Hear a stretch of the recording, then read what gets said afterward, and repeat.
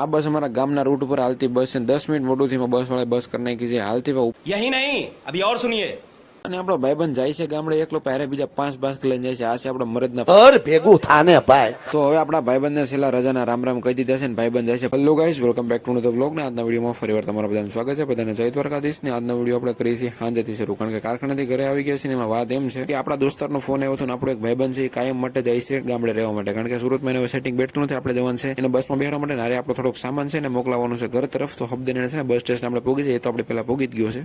हाँ ये कर लो पहले। એના પછી ઘરેથી હું ગાડી લઈને નીકળી ગયો, આવી ગયો છું અમારા નવા રિંગ રોડ ઉપર, એટલે કે ખાડીવાળા રસ્તા ઉપર. અહીંયાથી આપણે સીધું ગોબરનગર જવાનું છે. હબદને પહોંચવાનું છે. મોડું તો આપણે થઈ જ ગયું છે. આપણો ભાઈબંધ છે આપણી વાટે. नहीं सारुण के यहाँ कुछ तो गड़बड़ है। હું અને મારા સામાનનો કોથળો બે આવી ગયા છે ત્યારે કુબેરનગરના પોવડામાં. અહીંયા આવીને જોયું લાડ બધી બસો છે, એમાંથી આપણા ભાઈબંધની બસ ગોતવાની છે. એટલે કે જે બસમાં આપણા ભાઈબંધ ટિકિટ લગાવી છે બસ ગોતવાની છે. એટલે હબદને પેલા ગોતી લે, કારણ કે આપણે 10 મિનિટ મોડા છીએ. क्या गुंडा बनेगा रे तू।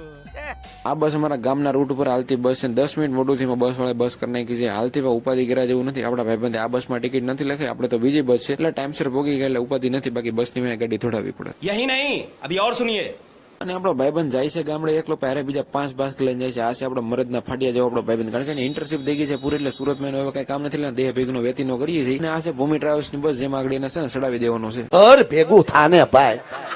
પછી બસનો ટાઈમ થઈ ગયો એટલે એક બાસ્કો આપણા ભાઈબંધે ઉપાડ્યો છે ને બીજા 4-5 જેમાંથી એક બાસ્કો છે આપણે થોડુંક ઉપાડી, કારણ કે મદદ સેલીને પહેલી વાર કરી લે, કારણ કે આપણો ભાઈબંધ જાય છે ગામડે. એટલે નવા હબદે છે ને બસમાં ચડાવવામાં આપણી મદદ કરી, એટલે દેહ ભેગો વહેલા ટકે થાય, એટલે કઈ ઉપાધિ નહીં આપણે પછી બીજી. ये सब क्या देखना पड़ रहा है। તો હવે આપણા ભાઈબંધને છેલ્લા રજાના રામ રામ કહી દીધા છે ને ભાઈબંધ જાય છે પરમનન્ટ ગામડે રહેવા માટે, કારણ કે આજની છેલ્લી રાત છે, પછી કાલ સવારે છે સીધો ગામડે.